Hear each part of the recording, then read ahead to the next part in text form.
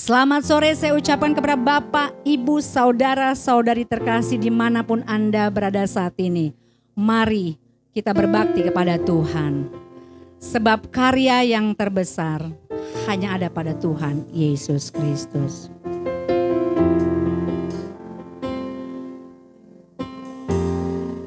Haleluya. Kasih yang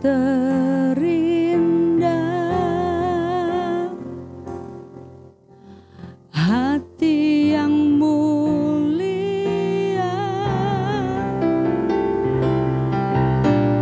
hanya ku temukan di dalam-Mu,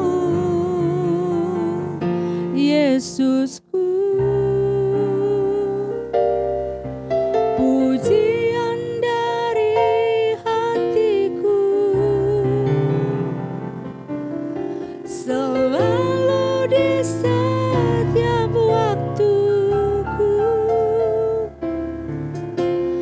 tiada pernah berubah kasih-Mu.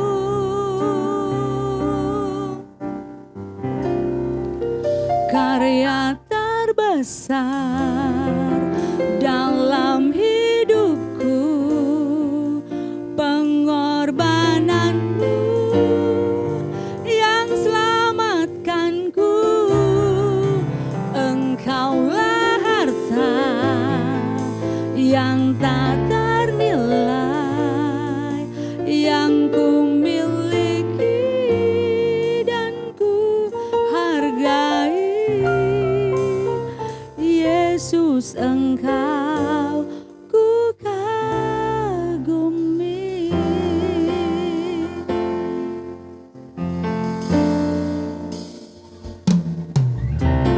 Kasih yang terindah,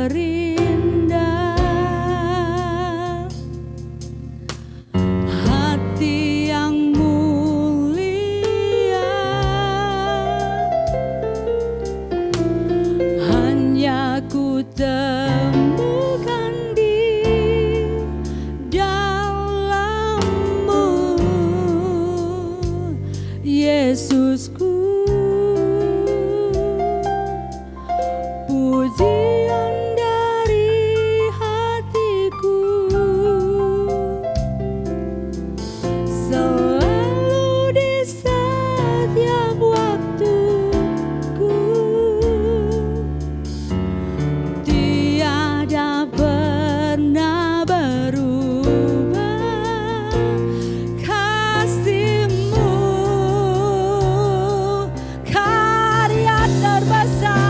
Karya terbesar dalam hidupku, pengorbanan-Mu yang selamatkanku.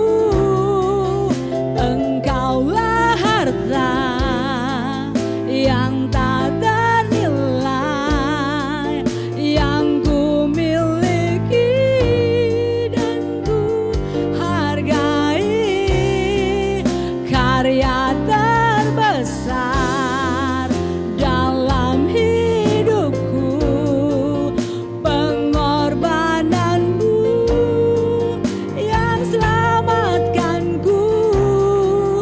Engkaulah harta yang ku nilai, yang ku miliki dan ku hargai.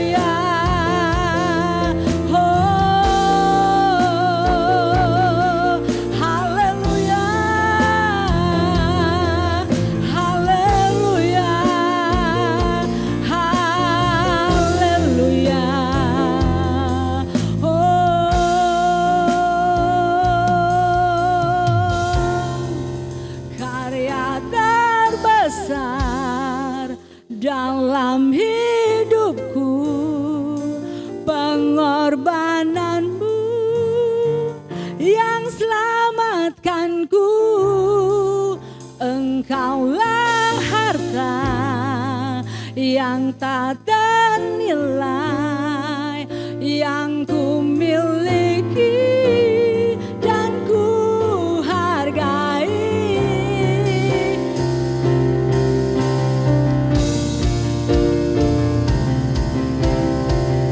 Karya terbesar, karya terbesar dalam hidupku, pengorbananmu yang selamatkanku. Engkaulah harta yang tak bernilai, yang ku miliki dan ku hargai. Karya terbesar dalam hidupku, pengorbananmu yang selamatkanku. Engkaulah harta yang tak ternilai, yang ku miliki dan ku hargai. Yesus, Engkau ku kagumi. Yesus, Engkau ku kagumi. Yesus, Engkau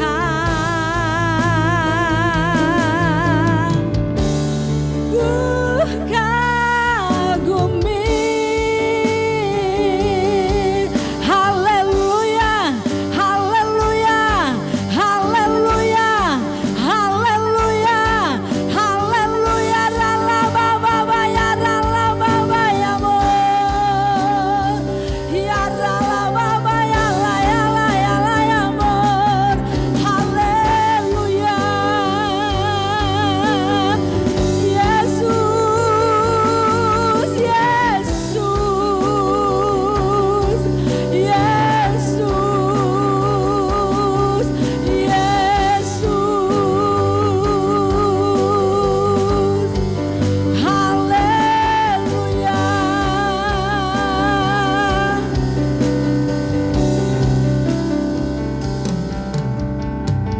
Dan kami hendak mendeklarasikan dan mengekspresikan syukur kami dengan berkata bahwa Yesus bangkit.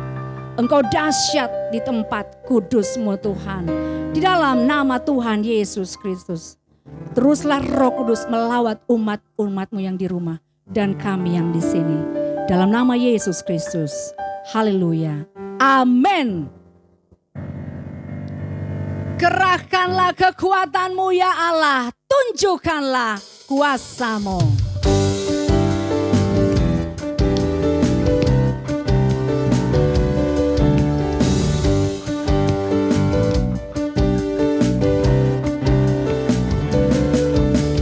Kerahkanlah kekuatan-Mu ya Allah, tunjukkanlah kuasa-Mu ya Tuhan.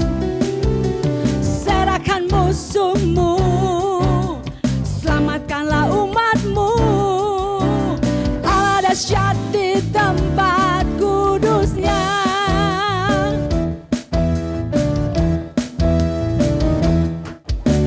Kerahkanlah kekuatan-Mu ya Allah, tunjukkanlah kuasa-Mu ya Tuhan. Serahkan musuh-Mu, selamatkanlah umat-Mu. Allah dahsyat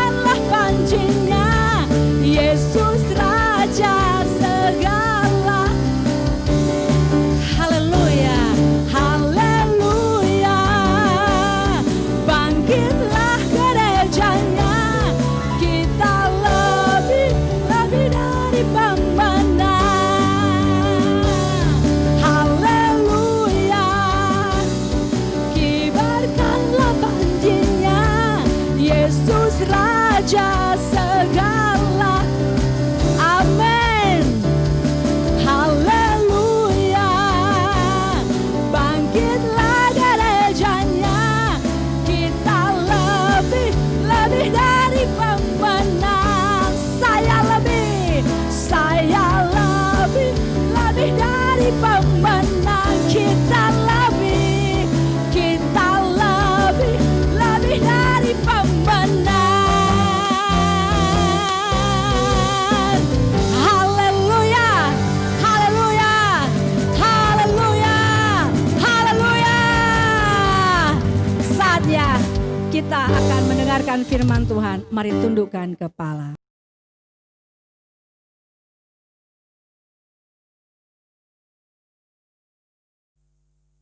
Aku hidup, itu sebabnya kamu akan hidup. Kata Yesus.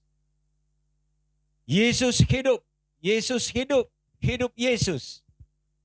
Kita akan tundukkan kepala sebelum kita masuk dalam pembacaan firman Tuhan. Bapa sorga, kami akan mendengarkan firman-Mu pada saat ini, dan kami yakin kami dalam suasana perayaan hari kenaikan daripada Yesus Kristus ke sorga atau Isa Al-Masih. Kami sangat berbangga, bersyukur mempunyai Tuhan yang tidak tinggal di kuburan, yang tidak mati tetapi bangkit bahkan naik ke sorga. Luar biasa. Tidak ada pemimpin dalam dunia ini yang naik ke sorga kecuali Yesus.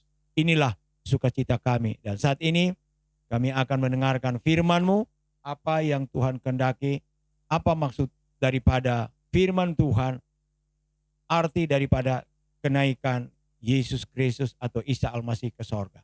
Dalam nama Yesus kami akan membaca Alkitab. Amin. Saudara yang kasih dalam Tuhan Yesus Kristus, saat ini kita akan membaca di dalam Kisah Para Rasul 2 1-4 dan ayat 17 sampai ayat 18. Sekian firman Tuhan. Kisah Para Rasul 2 ayat 1-4. Demikian firman Tuhan. Ketika tiba hari Pentakosta, semua orang percaya berkumpul di satu tempat. Tiba-tiba turunlah dari langit suatu bunyi seperti tiupan angin keras yang memenuhi seluruh rumah di mana mereka duduk, dan tampaklah kepada mereka lidah-lidah seperti nyala api yang bertebaran dan hinggap pada mereka masing-masing. Ayat 4, maka penuhlah mereka dengan Roh Kudus. Lalu mereka mulai berkata-kata dalam bahasa-bahasa lain seperti yang diberikan oleh Roh itu kepada mereka untuk mengatakannya.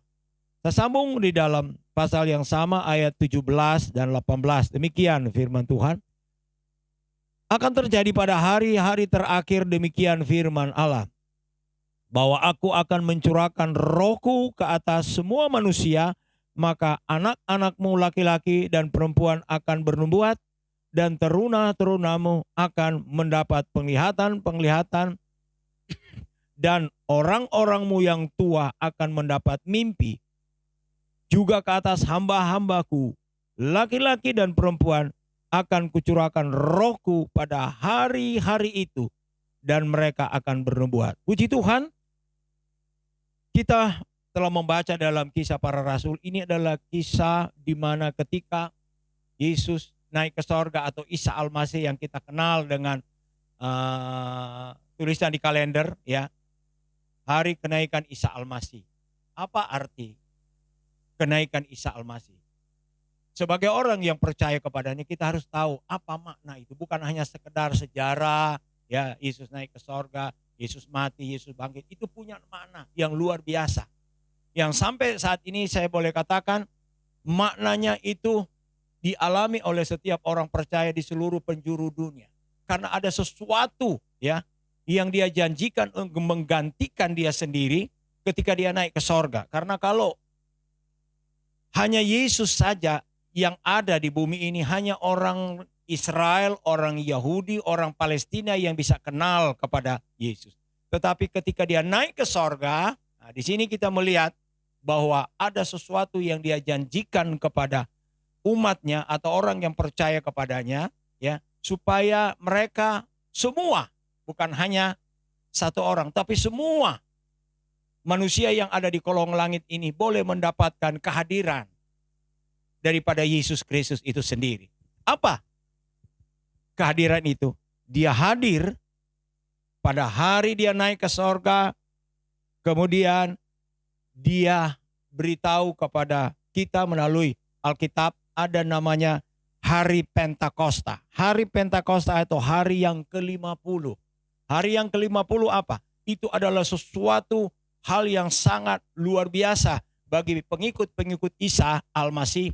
Karena pada hari itu dia kirim penolong yang lain yang menggantikan dia, yang sepadan, yang sama dengan dia, yaitu Roh Kudus. Nah, inilah yang kita akan bicarakan saat ini, ya. Apa arti Roh Kudus bagi kita, gereja Tuhan? Bukan hanya sekedar ditulis. Ada yang berkatakan bahwa Roh Kudus itu cerita 2000 tahun yang lalu. Cerita Roh Kudus itu bukan sekarang, itu dahulu. Tetapi kita lihat dulu. Kitab para Rasul adalah kitab yang belum ditutup. Matius, Markus, Lukas, Yahya itu saya lihat itu hanya sekedar sejarah yang kalau kita lihat, ya. Tetapi kitab para Rasul belum ditutup. Kisah yang dibuat oleh para Rasul dia mulai terus bergerak sampai sekarang. Kisah itu sedang diciptakan oleh kita. Siapa mentor, ya, yang membuat kita melanjutkan kisah dari para Rasul, yaitu Roh Kudus itu sendiri. Karena Yesus sudah naik ke sorga, ya, dan dia katakan aku kirim tolong yang lain, ya. Untuk apa? Tujuan Roh Kudus itu dalam hidup orang percaya. Bukan hanya sekedar dia naik ke sorga, dia kirim Roh Kudus. Tidak, itu sangat penting. Pertama, kalau saya renungkan ayat-ayat di dalam kisah para Rasul ini, ketika hari Pentakosta, apa yang terjadi di kamar loteng Yerusalem kalau kita baca kisah ini? Yaitu hari, sekali lagi, hari kedewasaan rohani seseorang. Hari kedewasaan rohani seseorang. Ya. Ada orang bilang, oh dia sudah tua, tapi kelakuannya dipertanyakan. Tapi ketika Roh Kudus menjamah seseorang dan dia ikutin apa yang dikatakan oleh Kudus, maka kita akan lihat perilaku orang itu. Meskipun dia masih muda, tetapi dia mempunyai perilaku yang dewasa. Siapa yang membuat dia dewasa? Ilmu pengetahuan bisa. Tetapi kalau untuk membongkar semua gaya hidup manusia untuk menjadi dewasa itu tidak mudah. Bisa saja orang bilang, oh pengetahuan bisa. Ya, saya tidak bisa melarang. Tapi kita melihat dulu, ya, bagaimana di dalam Kisah 2 ayat 1 sampai 4 dikatakan di sana bahwa rohani seseorang, ya, akan menjadi penuh. Dipenuhi oleh apa? Oleh Roh Kudus, ya, oleh Roh Kudus. Itu sebabnya saya ingatkan sebenarnya pada tanggal 21 ketika kita mengadakan ibadat kenaikan, ya, biasanya malam berikutnya atau malam itu kita adakan biasanya di kalangan kita doa untuk kepenuhan Roh Kudus atau mendapat baptisan Roh Kudus. Secara khusus kita minta hari-hari itu seperti yang ditulis di dalam Kisah Para Rasul. Dan sebenarnya dipenuhi Roh Kudus itu bukan pada hari itu, tiap hari, ya. Dan saat ini saya bicara mengenai ini sudah lewat daripada hari itu, yaitu tanggal 21, 22. Nah, karena Roh Kudus itu dia akan datang dan memenuhi setiap orang yang mau terima itu dalam setiap saat. Nah, kita melihat di sini yang menjadi kedewasaan seseorang, ya, yang pengikut atau percaya kepada Yesus, yaitu pertama dia akan mendapatkan sesuatu ketika Roh Kudus turun kepada dia. Nah, saya coba baca dulu sebuah ayat di dalam 1 Yohanes 2 ayat 27. 1 Yohanes 2 27, ya. 1 Yohanes 2 ayat 27, ya. Bagaimana Alkitab menulis 1 Yohanes 2 ayat 27, dia katakan di sana demikian, sebab di dalam diri kamu tetap ada pengurapan yang telah kamu terima daripadanya. Karena itu tidak perlu kamu diajar oleh orang lain, tetapi bagaimana pengurapannya pengurapannya akan mengajar kamu tentang segala sesuatu, dan pengajarannya itu benar, tidak dusta, dan sebagaimana ia dahulu telah mengajar kamu, demikian hendaknya kamu tetap tinggal di dalam Dia. Kalau kita lihat sejarah, ketika murid-murid Yesus diajar oleh Yesus, ya, kemudian diberikan penolong yang lain, Roh Kudus, kemudian digantikan oleh bapak-bapak gereja. Pada zaman keemasan gereja itu sampai abad ketiga, empat, itu betul-betul diturunkan dari rasul-rasul, bapak-bapak gereja, kemudian pengikut-pengikutnya. Kemudian habis itu dihajar habis-habisan. Ya, orang-orang yang percaya kepada Allah disebar ke seluruhnya. Jadi pertanyaan, siapa yang ngajar mereka? Ya, murid-murid rasul sudah meninggal. Bapak-bapak gereja sudah nggak ada. Siapa yang ngajar? Mereka tinggal di goa-goa, mereka tinggal di penjara. Nah, inilah guru yang mengajar pengikut Kristus sampai saat ini. Pengajaran itu tetap. Ya, saya tidak bicara asli naskah daripada Alkitab ini, tapi saya mau beritahu bagaimana Roh Kudus itu berperan sehingga pengajaran yang diajarkan oleh Yesus itu tidak hilang. Katakan, siapa yang menjaga? Pada zaman itu juga kitab Alkitab ini dimusnahkan, dihilangkan. Ya, seolah-olah dihabisi jejaknya. Tetapi Roh Kudus yang ada di hati para pengikut-pengikutnya dari abad ke abad, ya, ada, terjaga, dan dia mengingatkan dari generasi ke generasi. Ini yang saya ajarkan generasi yang lalu, kamu lakukan ini terus sampai sekarang. Sehingga orang berkata, Alkitab yang ada di tangan kamu itu adalah palsu, nggak benar. Ya, kalau ada seorang dia bilang begini, Tuhan kita kekal, kalau dia ciptakan sesuatu dia akan jaga. Ya, kalau menurut sejarah Alkitab ini, ya, diketemukan kembali di Gua Qumran yang ada di tepi Danau Genesaret. Ternyata waktu dicocokkan, ya, yang sudah hilang berabad-abad, ternyata sama dengan Alkitab yang ditulis generasi sudah itu. Orang bingung, dari mana naskah itu sudah hilang? Tapi setelah diketemukan, ya, seorang gembala, ya, waktu dia lempar sebuah batu di dalam gua, bunyi tak ada yang pecah. Nah, waktu dilihat ternyata di dalam gua itu yang pecah itu adalah guci keramik, dan waktu mereka buka guci itu ternyata ada gulungan, ya, kitab yang menuliskan Alkitab ini. Dan waktu dicocokkan, sejarah membuktikan sama. Karena siapa yang jaga itu? Ya, generasi kita nggak tahu, itu sudah tersimpan berabad-abad. Tetapi ketika Alkitab kita buka, ternyata sama, titik koma sama. Siapa yang ajarin? Itu yang kita melihat tadi di dalam 1 Yohanes itu. Ya, firman itu dijaga oleh Roh Kudus. Dan itu sebabnya kalau kita lihat ada kegerakan, ya, bagaimana orang-orang pengikut Yesus zaman dahulu, rasul-rasul gereja-gereja, bagaimana gereja-gereja awal dipakai Tuhan untuk melakukan hal-hal yang luar biasa. Kita melihat orang timpang berjalan, dan sekarang itu terjadi. Siapa yang ngajar kalau bukan Roh Kudus? Nah, itu sebabnya setiap orang yang percaya kepada Tuhan, mari kita belajar. Nah, dalam Titus pasal 3 ayat 5, Titus 3 ayat 5, Titus 3 ayat 5, Titus 3 ayat 5, dia berkata demikian. Pada waktu itu dia telah menyelamatkan kita bukan karena perbuatan baik yang telah kita lakukan, tetapi karena rahmat-Nya oleh permandian kelahiran kembali dan oleh pembaharuan yang dikerjakan oleh Roh Kudus. Roh Kudus itu up to date. Ya. Kuasanya itu dia munculkan, ya. Ketika kita percaya, mungkin ayatnya tulisan cuma segitu, tetapi ketika rohani kita menangkap pesan dari itu dan ada satu reaksi dalam rohani kita meyakini bahwa itu firman, ada kuasa, maka itu akan muncul kuasa. Ya, saat ini kita sedang berhadapan dengan COVID. Bagaimana kita melawan COVID? Sebenarnya saya baca dalam kitab Yeremia, kejadian seperti ini sudah terjadi pada orang Israel. Padahal lebih keras lagi Tuhan bicara kepada orang Israel, ya. Kalau kita baca kitab Yesaya, apa karena pemberontakan orang Israel terhadap Tuhan sendiri, maka Tuhan habisin orang Israel dengan pedang. Kedua, kelaparan. Ketiga, dengan apa? Bala sampar. Habis.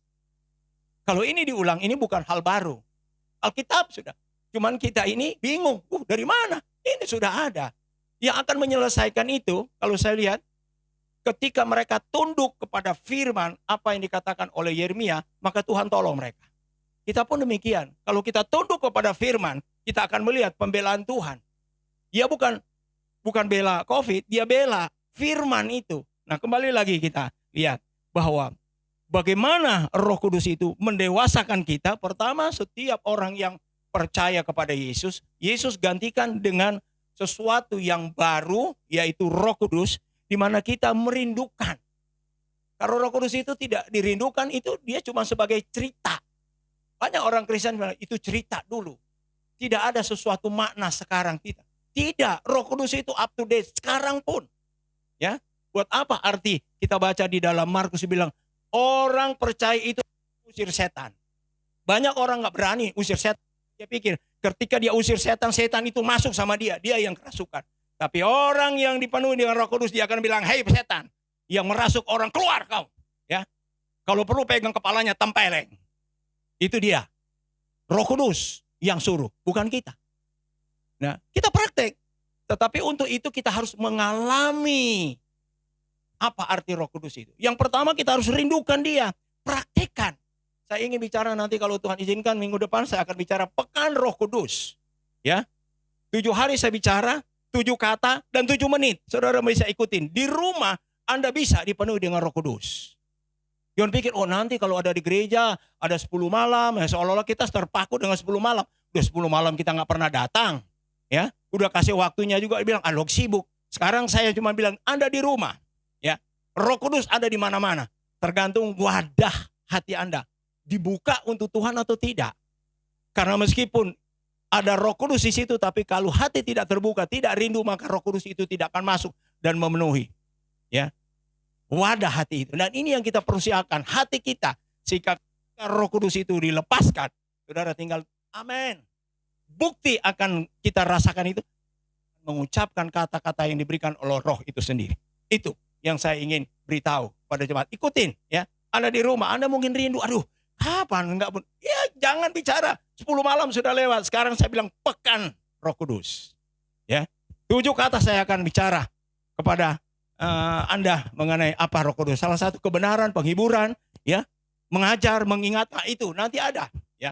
Tapi Anda ikutin supaya Anda juga boleh mengalami apa arti Hari Pentakosta. Yang kedua, ya, apa arti Hari Pentakosta? Hari, ya, yaitu dicurahkannya Roh Kudus kepada semua orang, ya. Roh Kudus pada zaman Perjanjian Lama hanya satu-satu, imam, raja, atau mungkin pelihat, ataukah nabi, itu terbatas. Tapi sekarang kalau kita lihat dalam kitab ini, semua manusia, tingkat usia apapun, kalau kita mau terima, Anda akan dipakai oleh Tuhan luar biasa. Tuhan sudah buktikan. Pada zaman Paulus, itu sangat ketat aturan-aturan untuk mau bicara mengenai Alkitab. Tapi seorang anak muda yang namanya Timotius, masih muda. Karena dia mau buka hati, diajar oleh Paulus, maka dia menjadi pemimpin orang Yahudi di kota Efesus. Itu pekerjaan siapa? Roh Kudus. Dan saat-saat ini Anda akan dipakai, anak-anak muda terutama. Bangkit Anda. Jangan Anda hanya terpana dengan teknologi modern, jadi seolah teknologi itu yang menguasai hati pikiran Anda. Belajar apa yang dijanjikan bagi Anda di zaman ini. Anda akan lihat ada satu hal yang luar biasa yang Tuhan akan kerjakan bagi anak-anak muda. Saat Anda buka hati. Karunia-karunia diberikan Roh Kudus itu, ya, dinantikan oleh Tuhan untuk generasi sekarang yang akan lakukan. Tetapi kita harus terima dulu, ya. Terima kuasa itu, ya. Karena kalau tidak terima kuasa itu, maka kita cuma hanya penonton. Oh, generasi ini begini, nah generasi kita apa? Kita harus melakukan sesuatu sehingga Tuhan senang. Saya berikan yang diberikan oleh Tuhan, generasi ini lebih hebat daripada generasi sebelumnya. Bahkan rasul-rasul. Pada rasul-rasul kan itu mulai penggenapan pertama yang dikatakan Yoel pasal 2. Ya. Nah itu bergerak terus.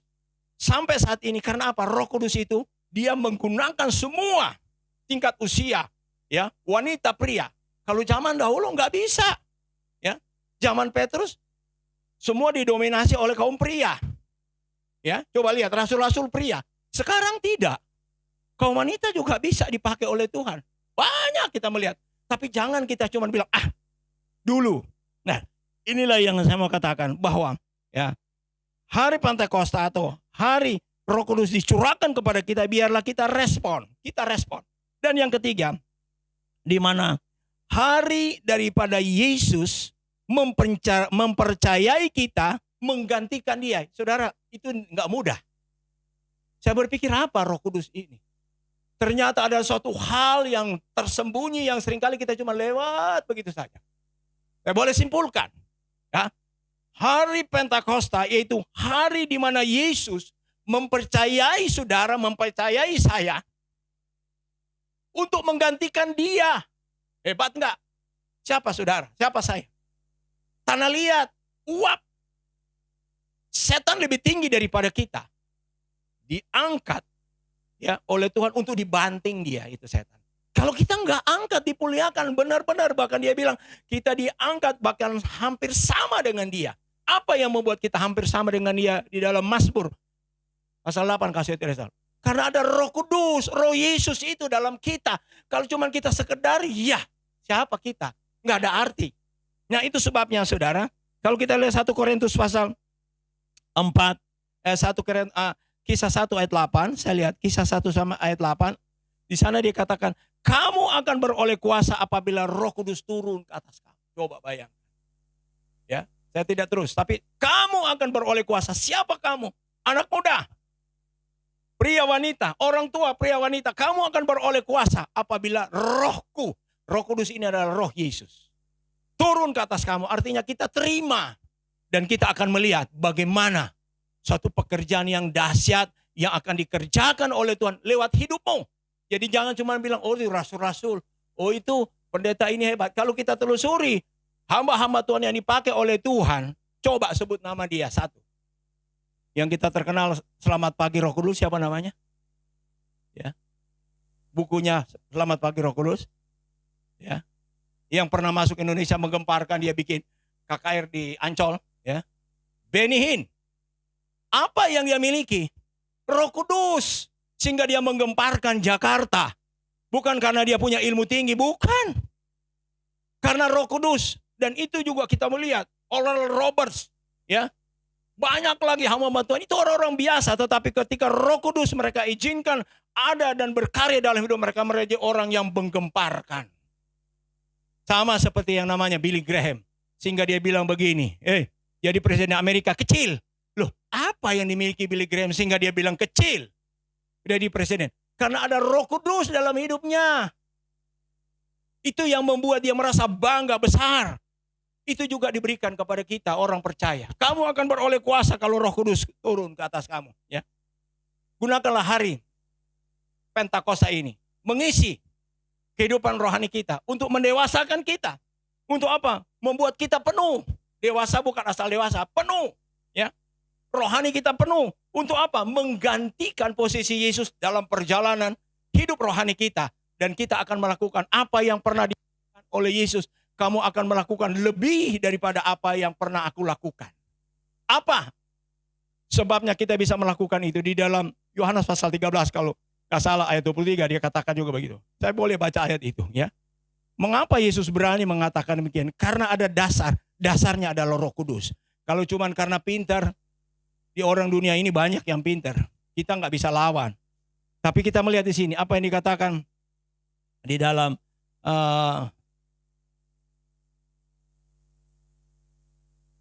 Yohanes pasal yang pasal yang ke-14 ayat 12. Aku berkata kepadamu, sesungguhnya barang siapa percaya kepadaku, ia akan melakukan juga pekerjaan-pekerjaan yang aku lakukan, bahkan pekerjaan-pekerjaan lebih besar daripada itu, sebab aku pergi kepada Bapa untuk apa? Kirim penolong yang lain, yaitu Roh Kudus.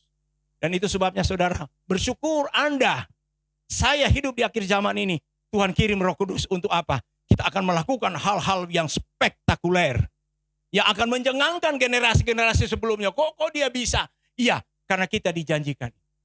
Ya, hari Pentakosta ini, bangkit rohanimu, kita akan melakukan hal-hal yang terobosan-terobosan baru yang mencengangkan dunia. Di dunia ekonomi, Oh, dunia politik, dunia keamanan, dunia medis akan ada satu terobosan di bawah pimpinan Roh Kudus.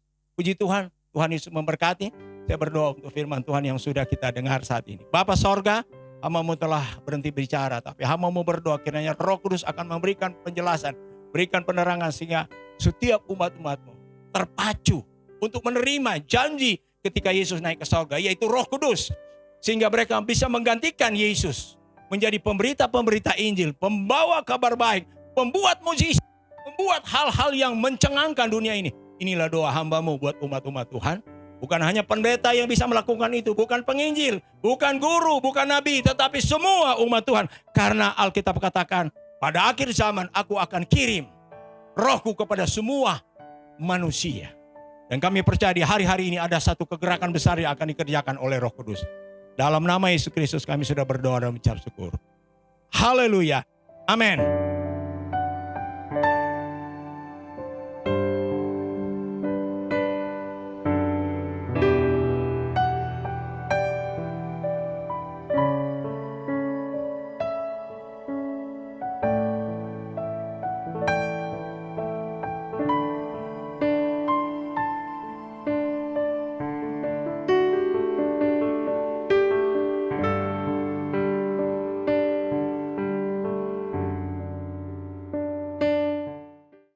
Kita sudah beribadat, kita sudah dengarkan firman Tuhan. Dan saat ini kita akan mengakhiri ibadat kita. Bapa sorga, terima kasih kami telah mendengarkan firman-Mu. Umat-umat-Mu sudah diberkati dan mereka sudah memberi korban khusus mereka. Mereka sudah mengembalikan milik-Mu. Tuhan, Engkau akan memberkati tangan-tangan yang sudah memberi. Dan saat ini hamba-Mu berdoa supaya sepanjang minggu yang berjalan ini umat-umat-Mu ada dalam pemeliharaan daripada Roh Kudus yang akan mendapat ketenangan, yang dapat memperoleh sukacita dan kesehatan daripada Tuhan. Umat-umat-Mu dalam segala aktivitas kegiatan mereka diberkati oleh Tuhan. Dalam pendidikan Tuhan tolong berikan kesehatan, kecerdasan, keamanan Tuhan tolong. DKI Jakarta Tuhan tolong supaya PSBB tanggal 4 tidak akan diperpanjang lagi. Ini doa kami. Berkati umat-umat-Mu yang berulang tahun pada minggu yang lalu. Tuhan berikan kesehatan dan Tuhan tolong kepada mereka supaya mereka menikmati umur panjang yang Tuhan berikan untuk kebesaran kemuliaan Tuhan dalam hidup mereka. Terpujilah nama-Mu. Inilah doa dan permohonan kami. Dalam nama Yesus Kristus kami sudah berdoa dan ucap syukur. Saat ini kekasih-kekasih Tuhan yang ada di rumah, engkau akan mendapat sukacita, damai, sejahtera dari Roh Kudus. Engkau akan mendapat perlindungan daripada Tuhan karena engkau adalah orang yang berkenan kepadanya. Terima kasih Tuhan. Kiranya berkat Allah Bapa dalam sorga, kasih sayang dalam Tuhan Yesus Kristus, persekutuan Roh Kudus tinggal menyertai kita sekalian. Mulai saat ini sampai Maranatha, Tuhan Yesus datang pada kali yang kedua. Haleluya. Bapa, terima kasih.